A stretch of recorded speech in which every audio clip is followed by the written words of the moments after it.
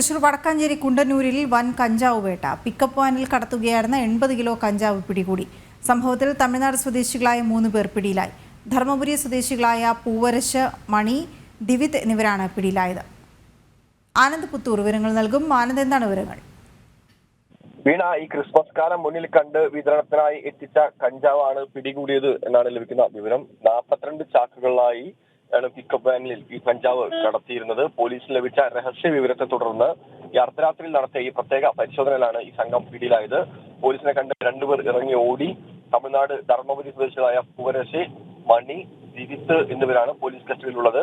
വടക്കാഞ്ചേരി പോലീസും city dance of team സംയുക്തമായാണ് പരിശോധന നടത്തിയത്. ഈ വടക്കാഞ്ചേരി, എരുമപ്പെട്ടി, കുന്നംകുളം മേഖലകളിൽ വിതരണത്തിനായാണ് ഈ കഞ്ചാവ് എത്തിച്ചതെന്നും പരിശോധനയിൽ കണ്ടെത്തിയിട്ടുണ്ട്. എന്തായാലും ഈ കഞ്ചാവിന് ഓർഡർ നൽകി എത്തിച്ച ആളുകൾക്കായി പോലീസ് അന്വേഷണം ആരംഭിച്ചിട്ടുണ്ട്. ഓക്കെ, ശരി ആനന്ദ്.